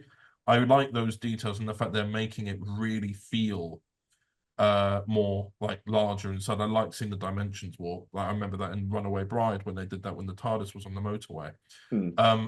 One thing I just like is that the TARDIS materializations aren't just fades again, because I've talked endlessly about the series 1, the Eccleston TARDIS materializations where you can see the glow and the outline.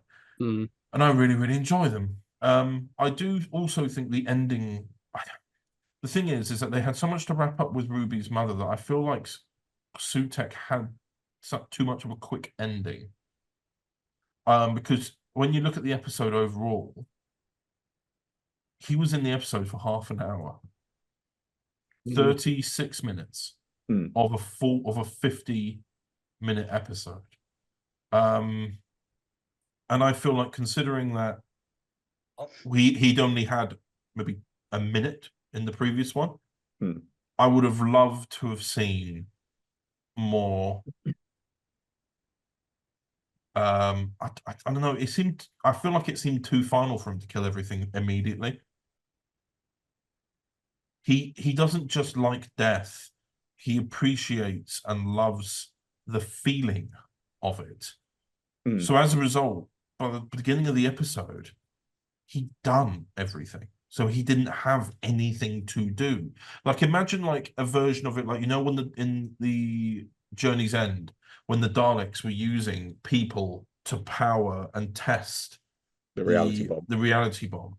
You could have had something where he created, like, lack of a better word, camps of people, and he just killed them with the dust and fed on the death.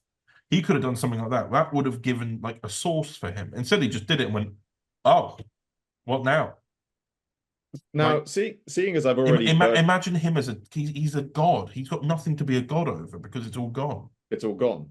Yeah, Seeing as I've already burned my bridges with Russell, as one other thing I'm going to mention is I mentioned this. I actually tweeted this. I'm going to read out the tweet because I feel like it's the best way to sum it up. I love the fact that when the 15th Doctor goes and sees Rose, he mentions, "How's your uncle?" Obviously, obvious reference to the 14th Doctor, and she says he's fine, giving the impression he's still there. So it made me think. So this is what I wrote. I said, hang on, what the hell happened to the 14th Doctor? Did Sutek's dust death kill him before he could regenerate? Or did he regenerate into 15 but then reverted back when everyone was resurrected? Obvious answer, Russell didn't care, so it doesn't matter. But, Jimmy. No, I'm sorry. I'm sorry. Jimmy. I'm sorry. No. But no, the point still stands. He made it clear that the 14th Doctor was still there. And then it's like, okay, so what happened with him then? But this is the thing. I have a theory as to what happened. I'm sure there's many theories. There was a death wave. I don't think we have time for more theories. We do. there was a death wave that went back in time as well, because we met that character who went, who like their child had died, but not from the dust, and it was reverting back down timelines because of how many places the TARDIS had landed. So my theory is 14 was gone, he's been wiped out, but 15 hasn't been affected yet. Because that's in the same way that if it was every place the TARDIS landed, that means the dust to Sutek also got Ruby as Ruby's mother as a 15-year-old, and she was still there. I don't quite know how that works, but that's the logic we were presented with. So in my mind, 14 was just dusted. He comes back covered in dust and he's like, "Oh, wonderful! I'll go back to depression now." But this is the point. Like I said, is it just annoys me that it's like the question I want to know is, did it kill him before he regenerate, or did he regenerate and then? No, Russell's no. Shooty says what happens to 14. He drowns. Okay. What? He drowns in Venice in 2063. All right. Okay, then. Fair enough. Yeah. And just before we go, Sumner. Hello. Tell us what you liked about the episode. To end on a positive note. I just thought it was fun. I thought it was a fun little romp. Yeah, like I really enjoyed Gabriel Wolfe's performance. I think he's still got it. That was great. Definitely. And in fact, even though you can hear the age in the voice, it makes sense for the evolution of the character. And his age and his voice gave the impression of made him size it of made the him sound bigger. Yes. And I just think that it was just a fun little romp, I think. It was the biggest way that they've defeated a villain. Yes, which is dragging him through the time vortex. I will say I'm really struggling with lore at the moment because you can't actually take a TARDIS. You can't take off with the door and the outer plasmic shell open. Yep. So technically, this is why I have issues. But for the this sake is of Connor Chadwick's application to be the next showrunner of Doctor Who. No, but there's that that's what I'm doing Frontios. Anyway, moving on quickly. Why wasn't Sutek woken up when that happened? He was just like, "Oh God, I'm in pieces." To me, but that's the other thing. Can I end on a funny observation? Go on. Sutek clings onto clings onto that TARDIS in the unit tower. He clings onto the TARDIS like a toddler on a bag of biscuits. He's like wrapped around it. He's like my TARDIS. But that's what it makes me think of when I saw it. So just before we end... I love the idea that every time the TARDIS has crashed in this series, he's just gone, "Oh God," like Space Babies when he hits the wall. He's just, "God," like I'd love it. I would love it. I'd love it if someone can make a fan edit when it crashes into Wild Blue Yonder. There's just a wolf shape. They're like, "What's that?" And then you just cut it to 14 looking around the TARDIS going, "Strange." What's that? No, but the clip where he goes strange, and it just cuts to the imprint of him in the wall, or something like that. So just before we end the segment, final word, don't go anywhere, because we do have one final little segment where just general conclusion, because we understand this has been a very long podcast. But also, in this segment, Chadders has something else that he wants to share, which we will get to when we get to it. So there we have it. So don't go anywhere. I think it's time for just general conclusions after that very long discussion about every episode of the series, most of which ran over the 10 minutes that we allotted. So who would like to go first? I will go first, as I have an opinion. An opinion which I'm interested. So, I think we can all generally agree that the resolution of this series, the whole thing of Ruby's mother, who she was, it was a resolution of a mystery that was not handled particularly well. The way, ironically, this show and this series also showed us the way that you keep a mystery going and keep it unresolved and keep the audience guessing in a simple, obvious way with minimal necessity, and that was Mrs. Flood. The irony being the actual end conclusion of the series, this whole mystery of who is Ruby's mother, who is this? Oh, that's not particularly amazing. Mrs. Flood, meanwhile, who is she? Mysterious lady. You're going to find out more. That's how that's how the whole thing should have been done. I just find it slightly ironic that what should have been the conclusion of the series was actually a bit bad, whereas a side character is actually had more mystery than the entire series arc put together. I don't know if that's an unfair opinion. Discuss. I feel with this series, I had a lot of fun watching it, and I did enjoy the episodes. And this isn't a slight issue I had with, this is going to sound like a massive tangent, with Zack Snyder's DC universe. You didn't understand it until it was finished. So when I look back on it, which is Man of Steel, Batman v Superman, and then his version of Justice League, I've watched them all, and I go, that makes so much sense now you've done that, because now I can watch that back and I know what it means. The problem is, when I watched it, I had no idea where you were going with it. I had no idea. I just thought it was continuity errors because you weren't answering it. I think that's just a bit I can't believe I'm saying this. One thing that Moffat led really well with, the Missy reveal spanned a series and a half because of the woman in the shop with Clara. Yep. And then it gets mentioned again in Series 8. And the first time it's mentioned in Series 7B is very simple, which is just, oh, right, well, that's funny. It's probably just like the call's rediverted itself or something. The moment they say the woman in the shop and the doctor goes, well, that woman in the shop wants us to stick together, it highlights something. Mrs. Flood should have been more of a highlight. I would like to know if Mrs. Flood is aware of the 73 yard stuff. She appears in that and goes, never mind, nothing to do with me. Yeah. And just walks off, which implies that whoever and whatever she is, which seems to be what I would call the narrator, 73 yards wasn't her idea or wasn't her plan, which is more intriguing to me. I'm like, so she's the narrator who seems to know what's going to happen next. She knows what's going to happen next with the doctor. So 73 yards, she just walked off and went, no, not me, and just walked off. I like that element of it. But there were too many plot lines. Why was it snowing every time they talked about it?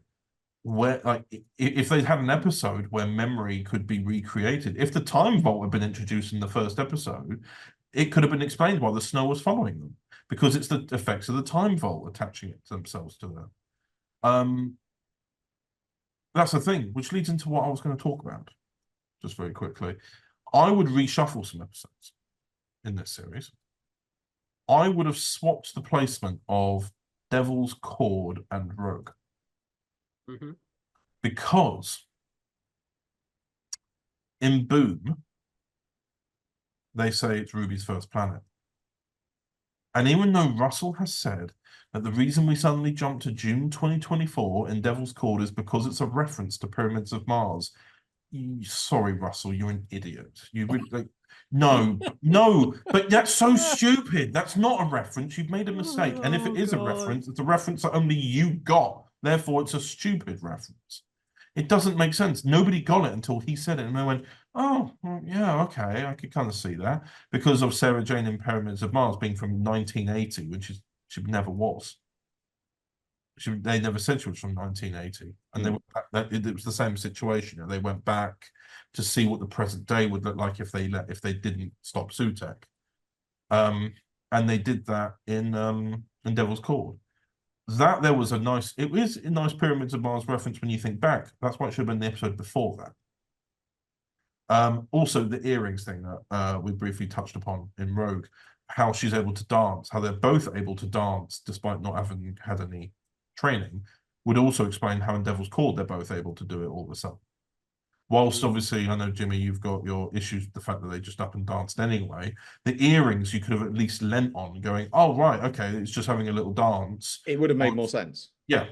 And also, when you look at the ending of Dot and Bubble, as we discussed, it would make sense as to why in the beginning of the Devil's Chord, they're all stood in the TARDIS at the beginning of the Devil's Chord in silence, and Shooty's doctor is just working on something in silence and is not really very energetic. Whereas in Rogue, that could have been Ruby's first adventure. Yeah. To the past, to experience the past. And that's why she's like, "Oh my God, it's so Bridgerton." Why didn't she have any reaction to going to the past in the 60s? No reaction. "Oh my God, we're actually back in time." She did that in Rogue, though. She did that in Rogue. She was like, "Oh my God, this is so Bridgerton. I can't believe we're actually here." Yeah. She had first trip vibes in Rogue. The only thing that would have been difficult is the whole stuff with the Susan Twist stuff. But that can be script edited. And that's what I think probably happened. But anyway, either way, the Susan Twist stuff, even though they were curious about it anyway, wasn't too much of a big deal anyway, because at the beginning of Legend of Ruby Sunday, they go, "Yeah, we've seen 5 others that you haven't seen." It's like, oh, right. So you didn't even reference the ones that you saw in the other episodes. You just referenced a Game of Thrones looking one on a robot that we never saw. Like, why? And you know, it just seemed weird that they noticed the ones off screen and not the ones that we've been seeing.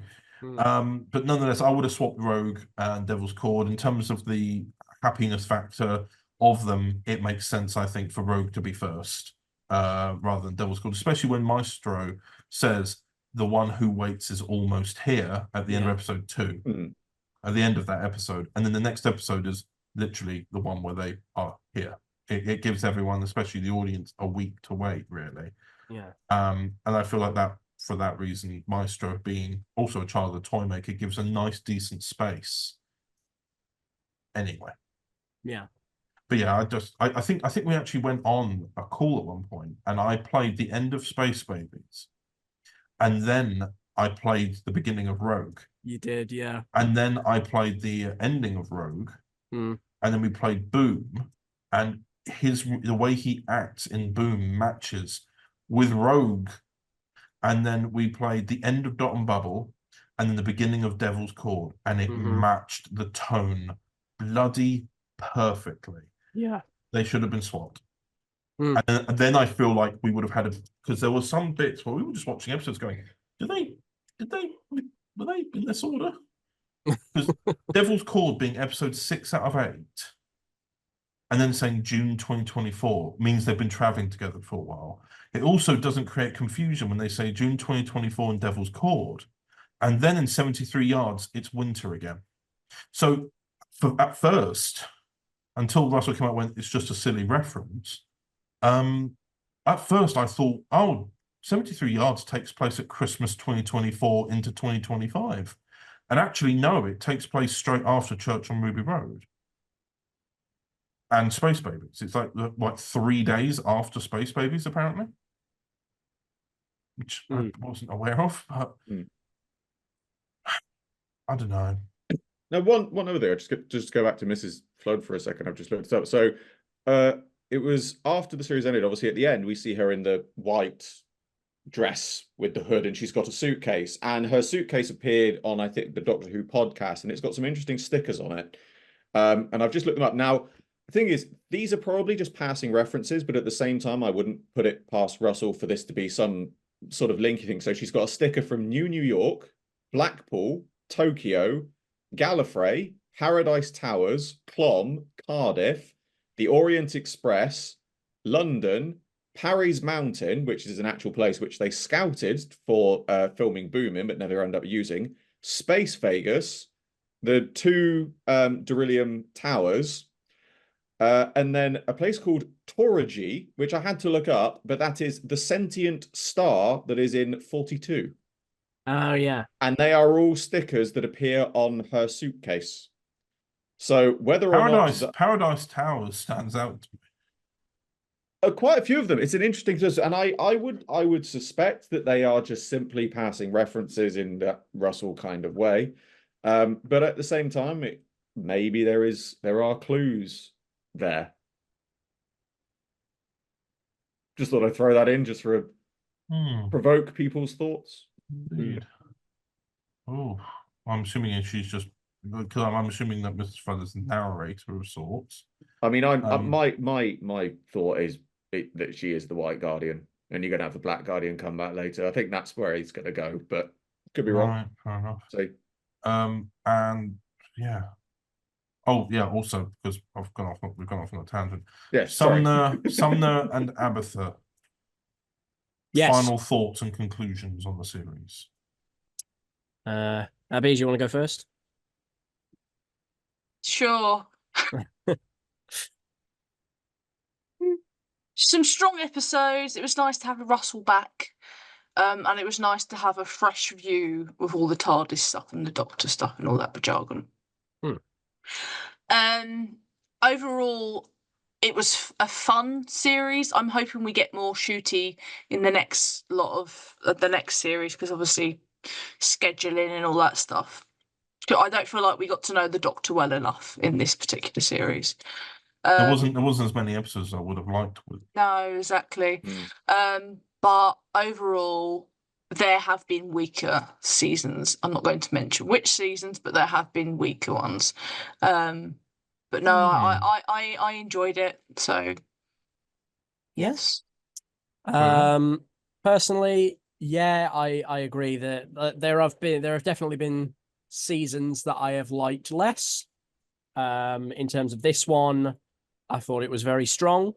There was definitely there was far more that I liked than I didn't. There wasn't really any of it that I look back on and actively dislike. Yeah, I just think it was quite a strong season. Again, stronger than some of the other ones we've had. And again, yeah, as Abby said, just good to have Russell back. I mean, it's similar to how Shooty was as the Doctor, because like Shooty was the first Doctor that I saw cast that I knew who they were. And it's probably the most excited I have been for a season to start. That's interesting. Since 2018. That's interesting. So you didn't know who David Tennant was when he got cast as 14? Ha ha ha. Sorry, it's the dad jokes. Yeah. Yeah, it's probably the most excited I have been for a series to start since maybe 2018. Because as excited I was for the 60th specials, I kind of wanted them out of the way so Shooty's era could start.